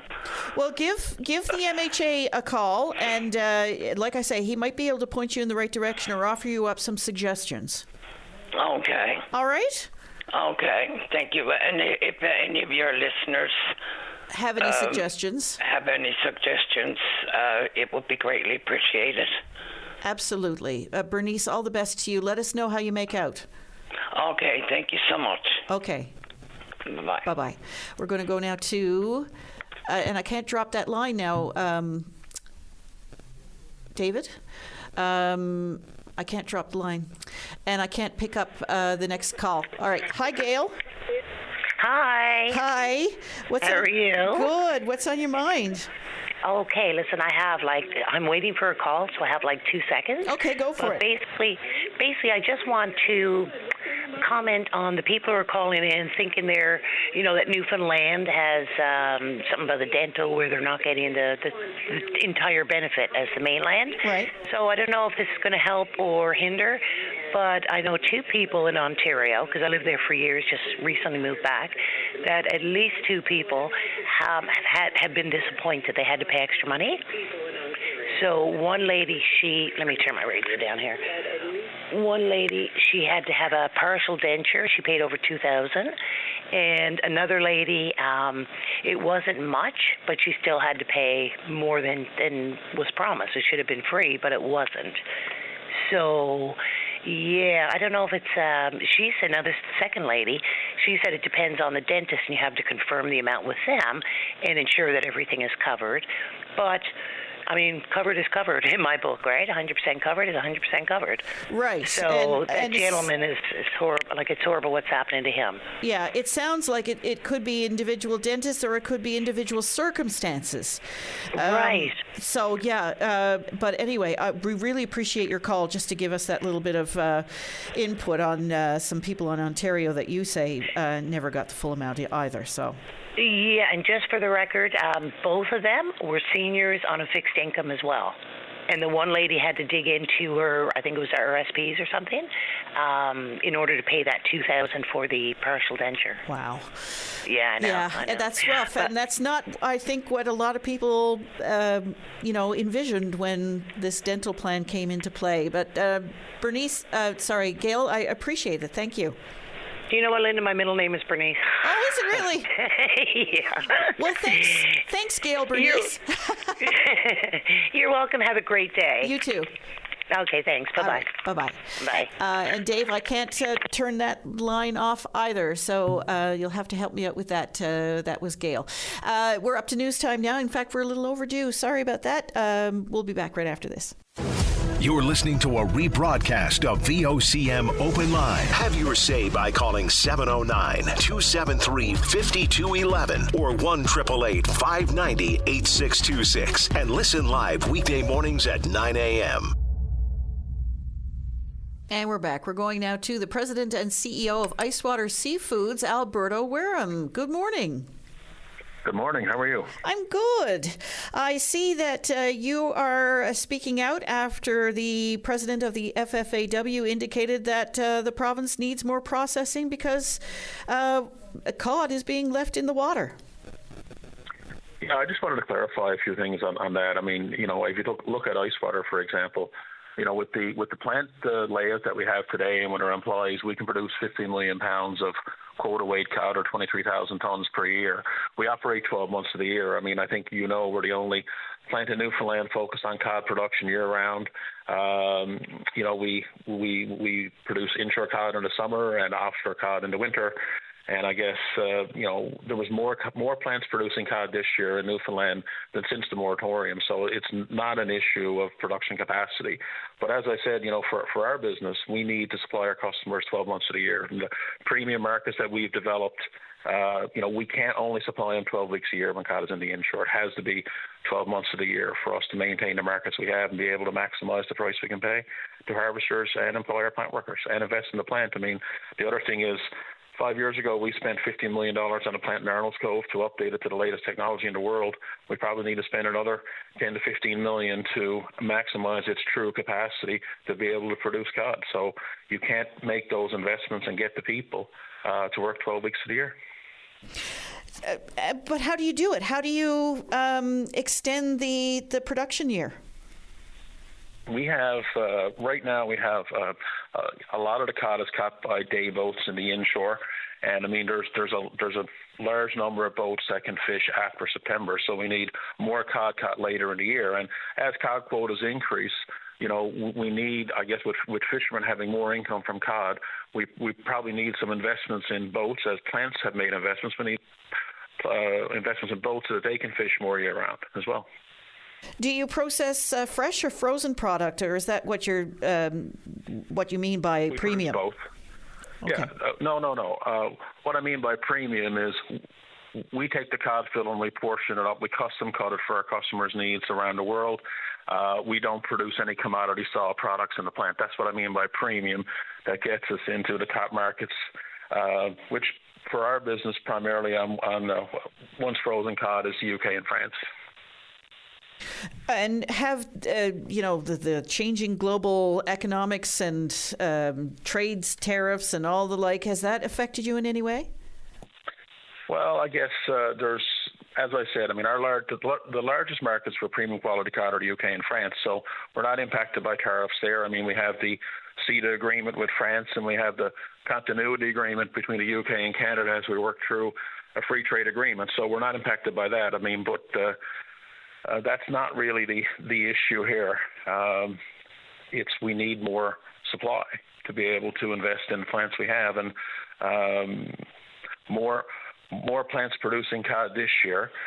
I think that'll continue in the coming years with the existing plants we have. You once relied on Bering Strait cod, if I remember correctly. What has it meant to you since you lost access to that resource? Well, actually, it came at a great time for the cod quota to come back for a commercial fishery in Newfoundland 2 years ago. So we produce whatever inshore cod we can buy from July through October, November, whenever it's landed. And then we moved to frozen at sea. So right now we're producing frozen sea Canadian cod. Last year was the first year in 32 years that Arnold's Cove produced only Canadian cod. We're doing that again this year, producing as much of the frozen sea cod that's caught as we can. So you're making do as best as you can, given all the changing circumstances, obviously. What more needs to happen? You were talking about capacity and how, the FFAW said that there's millions of pounds of cod being left in the water because there's nowhere to process it. What's your take on that? Well, it's not accurate. Here we are at Icewater. We can produce, as I said, 23,000 tons of cod. If we had fresh cod landed throughout the year, we could produce 23,000 tons. The quota of inshore cod last year in Newfoundland was 30,000 tons. If you take the other one or two top cod producing plants in Newfoundland, we can easily produce a 30,000 tons of inshore quota that we have today. So, it's not a production capacity issue. It's the number of fishermen that are active, the type of boats they have, when they can fish, when the fish is in the inshore. That's more of the issue than it is production capacity. Capacity is not the issue. And now that we have quotas in the commercial cod fishery once again, are harvesters prepared? Because I know that was one of the things that the FFAW was trying to prepare harvesters for, was the eventual reopening of the cod fishery. Are harvesters getting the kind of support that they need to exploit the resource? Well, I can't really comment on the harvester support, but as I said earlier, I think, as cod becomes a larger part of harvesters' incomes, then they need to invest in vessels that they can fish cod later into the year. The cod is basically physically in the inshore. I'll say, I guess it comes in late June, early July to feed on capelin, and then it starts going back to the offshore in September, October. So it's physically in the inshore for 12 weeks of the year. That is the true inshore season in Newfoundland. But for us, as I said, to maximize, the ability to catch that, we need to catch more into the fall and winter. But the production capacity, is, as I say that, I want to make it clear, the production capacity is there to do that in the fall and winter as well. So access to the offshore, is that what you're saying? No. What I'm saying is that the inshore cod, there could have been more inshore cod. The cod, right now there's about 5,500 tons of inshore cod left in the water. More of that could have been caught in September, October, November, and December. Gotcha. Yeah. Okay. Well, right. Alberto. I'm sorry, I keep saying Alberta. The more you know is always interesting. Thanks for your call this morning. Okay. Thank you. Take care. All right. Bye-bye. Bye-bye. And your thoughts on what he's had to say, you are welcome to give us a call. We're going to take a short break. We're off to speak with Walter Harding now. Hello, Walter. Linda Swain, how are you today? I'm good. How are you? Not so bad. I so appreciate your couple of minutes here to have a little quick chat on something. Before I get to my comments, I want to preface this by saying this is not meant to be any disrespect. This is not this is the farthest thing from it. But as a resident in the city and a taxpayer in the city, I am not in support of the city council appointing a new city manager. It has nothing to do with the individual who's been appointed as city manager, from all accounts well respected, and that has nothing to do with what I'm calling about. It's about the process that for some reason it seems to have changed this time, when past councils recognize the importance of an open and transparent and competitive process when it comes to choosing the top job in our city. And it is. A lot of people think that the mayor is the top, the city manager is the top spot. So I'm not in support of what council did. I did send off an email to all members of council yesterday. The response was basically, this is the best person for the job. Well, you have no idea about that. You didn't have a process where you invited the public to apply for that. And when you do that, even if you get 1, 2, 11, 14 people applying, even if the individual who has the job now, and I wish them well in this job, because if they succeed, we succeed as a city. So again, I'll say it has nothing to do with the person who was chosen. It's the fact that they were chosen and not a competition. But the opportunity for the city to have a talent base, I will call it for lack of better words, if we have a half dozen people who wanted this position, perhaps it's someone that grew up in St. John's and moved away and had a similar type position and would like to move back with their family, even if they weren't successful in getting the position, at least we'd have that resume on file as to where we could say, and there's always positions opening in the city, we could say, hey, you weren't successful 6 months ago, but very impressed with you, and we'd like to talk to you about another position. So I think that's a wasted opportunity by not having an open and transparent process. Well, as the top job, as you just indicated, and with a gap in that very vital position, could expediency have been a factor here? Well, it hasn't been in the past. This is my question is, why now? Why change now?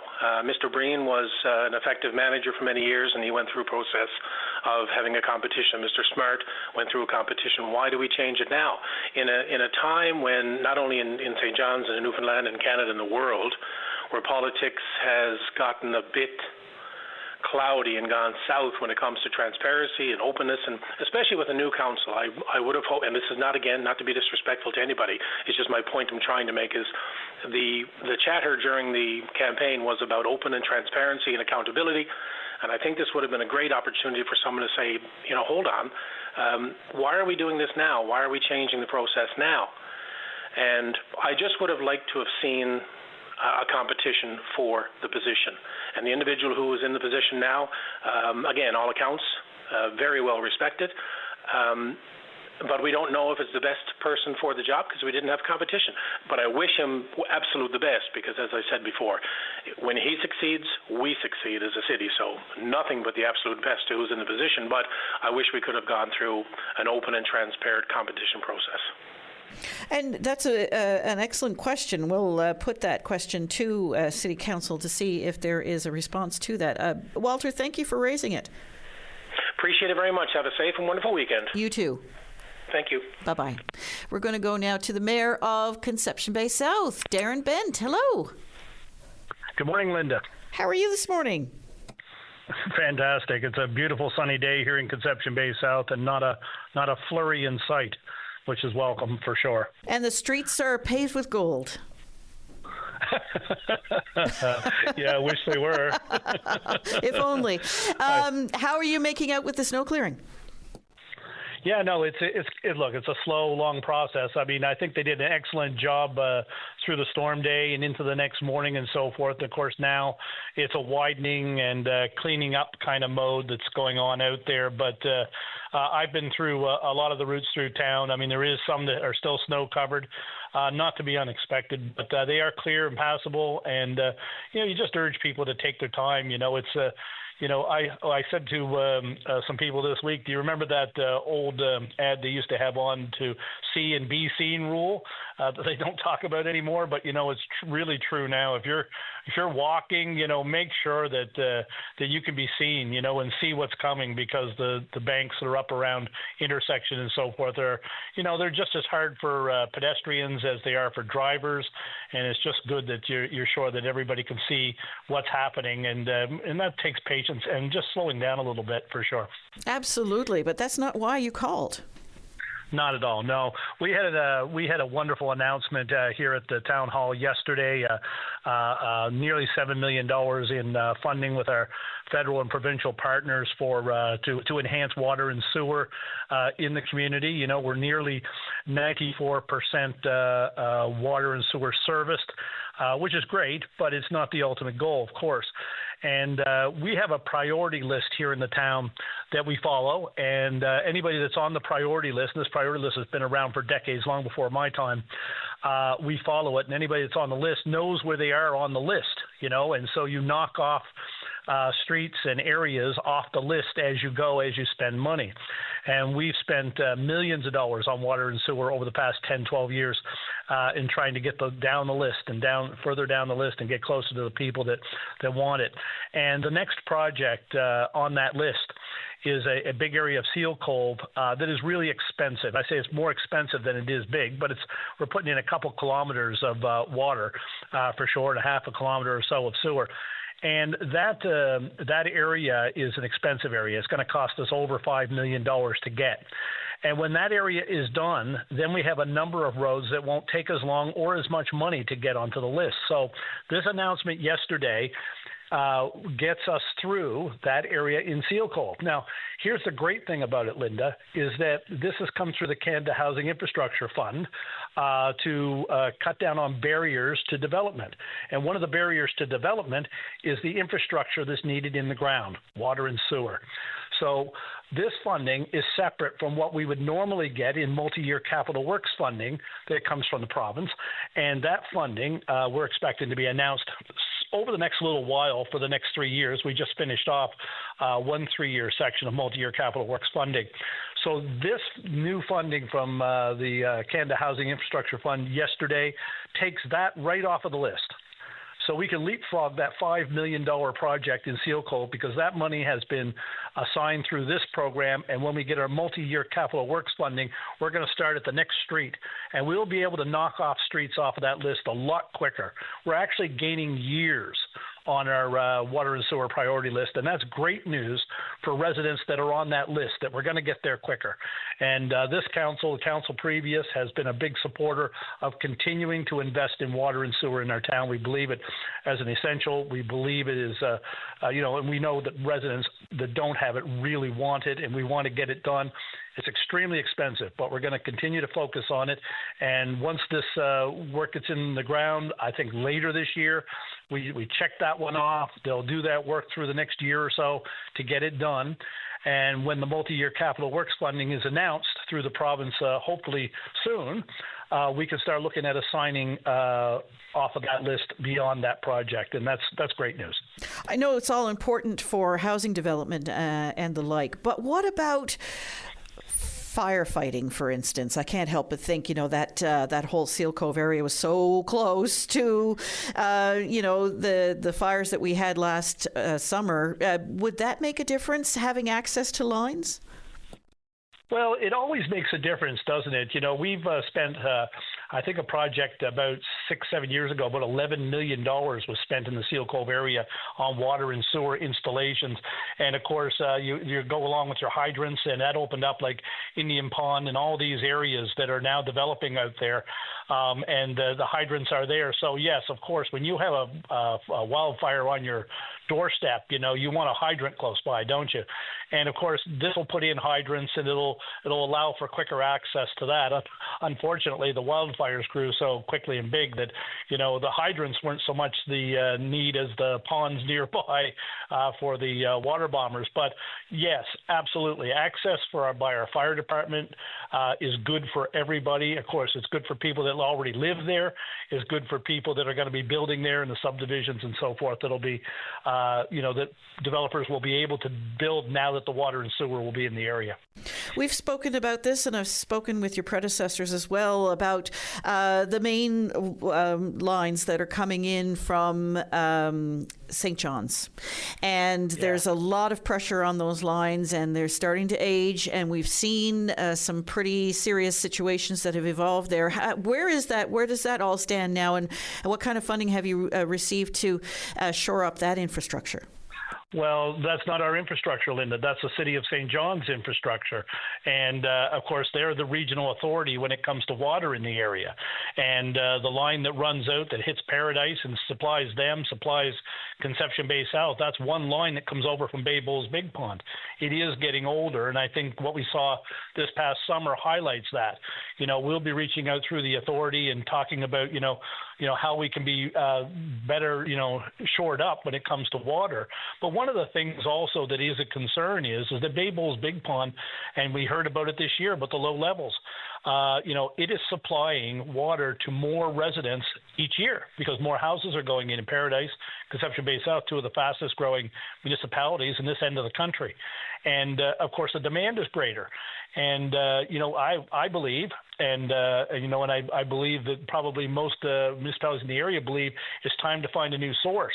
A lot of talk about Thomas Pond and development and so forth. But if we started Thomas Pond, and I say we, I'm talking about the regional authority, started Thomas Pond tomorrow, it would take 10 to 12 years to get it online, to get us a second line in here, or even to make Thomas Pond the main supplier to Conception Bay South, and possibly even open it up to Holyrood, which would be great for those folks down there that are in need of water. So, water is a concern. It'll be a concern continuously. It's been a concern over the last year, even before the water main broke. We were talking about water supplies, and the city of St. John's that controls water in the region was worried about their, the depth of water at Bay Bulls Big Pond, and how much there was there, and asking everybody to conserve. We were all on conservation notice throughout the year. We're on one pretty well from the beginning of the year every year now. It's a normal thing. But then do you need to, conserve even more than that? Do you need to tell people only necessary water and so forth? We don't want to get to that scenario. But, the talks to get moving on a new supply, need to get going. Absolutely. And we see how easily it can happen. You go an extra week, 2 weeks without the typical rainfall that we're used to, and you suddenly see the very real consequences. Yeah, perfect storm this past year. And I say that, sort of, I suppose, tongue-in-cheek a bit, but with the wildfires, with the dryness, with the lack of water in the ponds, not just here, but all across the province. You saw it. I was out in Central and so forth, and and it was almost like what used to be flowing rivers. It was like somebody had dug a hole and placed rocks in a little stream going down through them. These are very concerning things in a province that are surrounded by, woodland and so forth. So, water is, not only essential to drink, it's a absolute necessity for protection and, for services. And, it's something that needs to be looked at in a very serious way. We've had some conversations about Thomas Pond. We've had some conversations about supply. But it's something that, beyond the city of St. John's, that controls the regional supply, and the neighboring municipalities. We all know about the situation in Torbay. Paradise, us, Holyrood, all of us, we need to talk about this. But, one of the things I can tell you, with the cost of putting in a new water supply, you need your provincial partners and you need your federal partners need to be at the table to talk about funding arrangements, so that when we say, okay, we've got a new water supply, how much is it going to cost residents?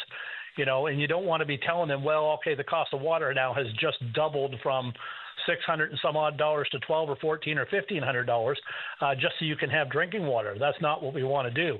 So we need to make sure that we have all the players at the table that look at this very serious issue about water, drinking water, and safe levels and so forth. And we've had some discussions, with provincial counterparts, have talked about it, but not in a formal, let's get something done way, and that needs to happen. Mayor Darren Bent, do keep us up to date. Thank you so much. Thanks, Linda. You have a great weekend. All right, you too. Bye-bye. Bye now. That's the mayor of Conception Bay South, Darren Bent, and says the conversations need to be had to find a new water source for growing communities like Paradise and CBS. We're going to take a short break. When we come back, we hope to speak with you. The Tim Powers Show. Join the conversation weekday afternoons at 4 p.m. on your VOCM. And we are going now to Dave. There's a dog on the loose, Dave. Yes, ma'am. Heavy Tree Road. It looks like a beagle, mostly brown and black with big ears, a little oversized, blue collar. And he just took off up the road there. I got to look at him there, and then he just took off scared. So. Oh, dear. With the snowbanks there and everything, he's kind of stuck out on the road, right? Yeah, and hard to see him if you're coming around a corner or something suddenly. Yes, ma'am. All right, so there's a beagle wandering around in the Heavy Tree Road area. You say you tried to get close to him, but he took off.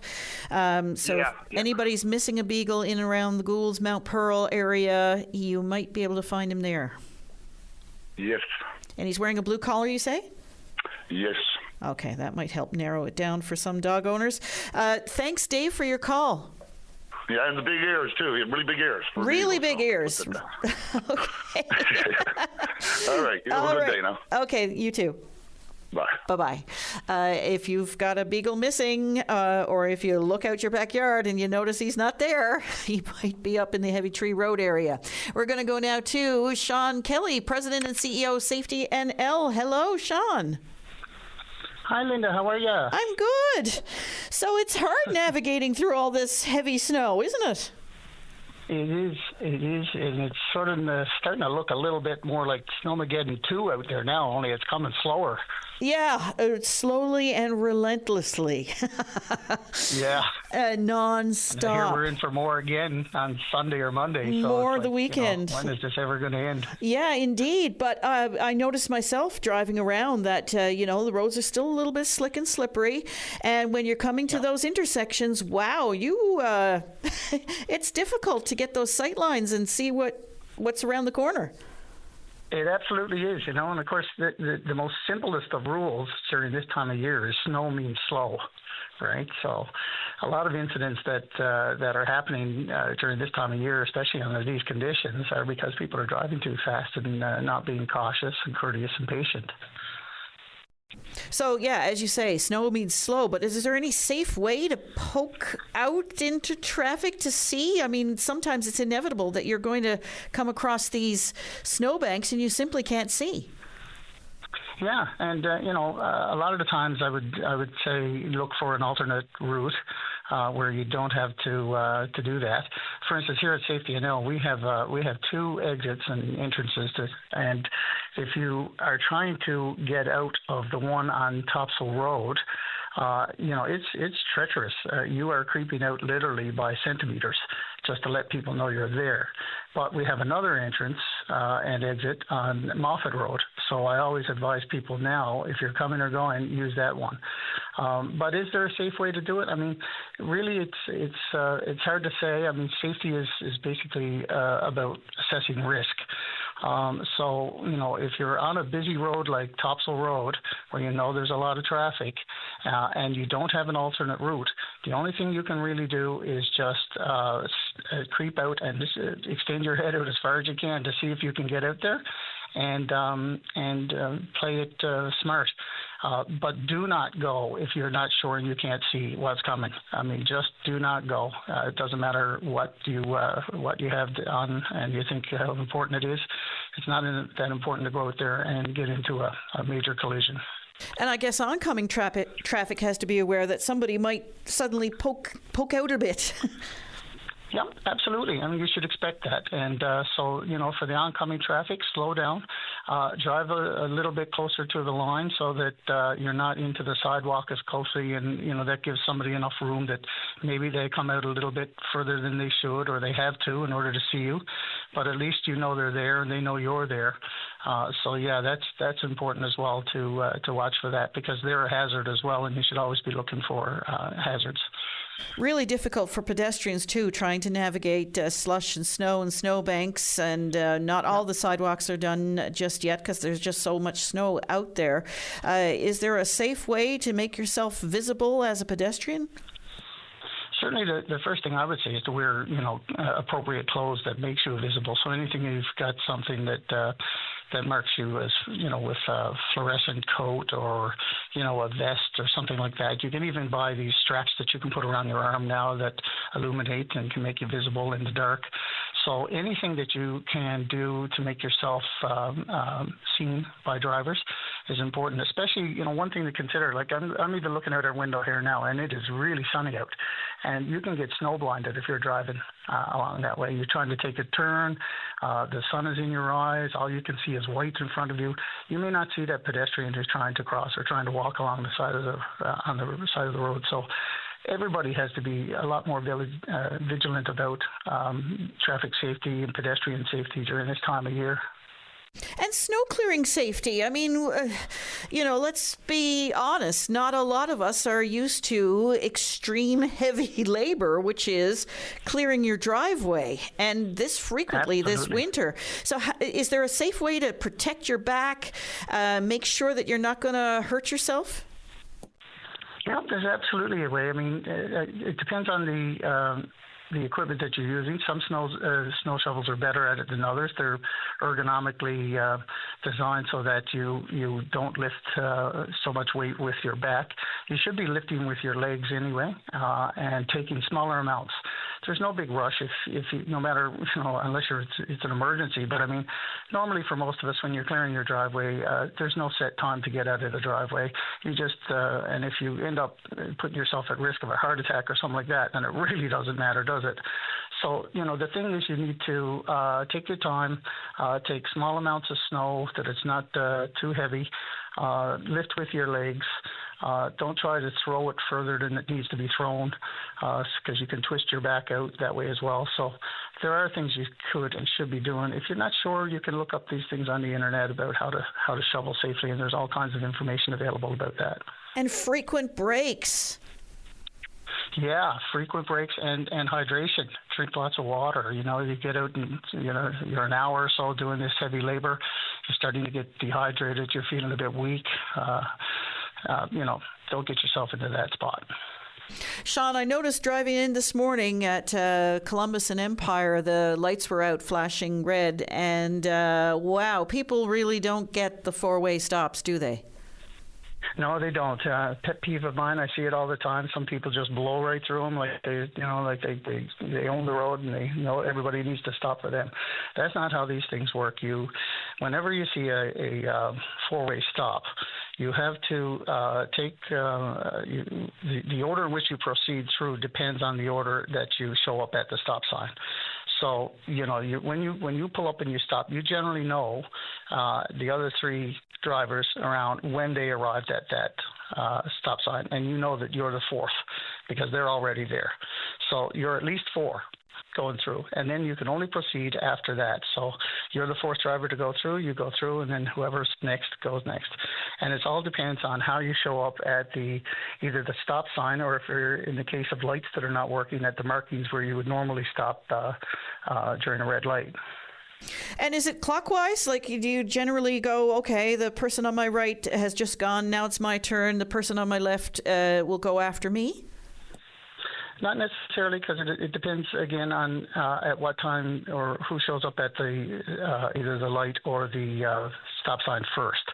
So there's no, the driver who comes up to your right might be the third in the queue, shall we say. And so the other person coming straight towards you may be the next to go. And so it's not about clockwise or counterclockwise. It's who arrives at the stop sign or the light first, and going in that order. And so generally you know that if you're observant, and you know when it's your turn to go. You have to be cautious though, because as you say, not everybody gets this, right? So somebody is still going to, you're going to run into cases where it's your turn to go, and somebody just shoots across in front of you anyway, and you let that person go. Right, and that's fine. It's not their turn, but you still just take your time, wait until they go, and then proceed as you would. So it's just a matter of courtesy in some of these cases, and being patient. Some people just aren't patient enough to go by the rules. And what about on multi-lane intersections like Columbus Drive, for instance? There's areas in Columbus Drive where it widens out to sometimes 4, sometimes 5, depending on the turning lane lanes. So how does that work?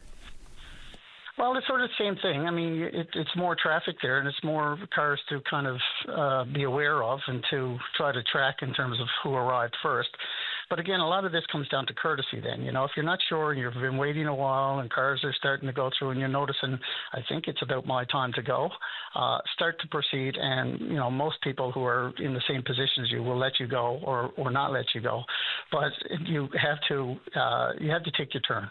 And so, the courteous driver would stop and see that you want to go through, and it's probably your turn, so let you go. And, if everybody's practicing that courtesy and the patience, it should be able to go fairly smoothly.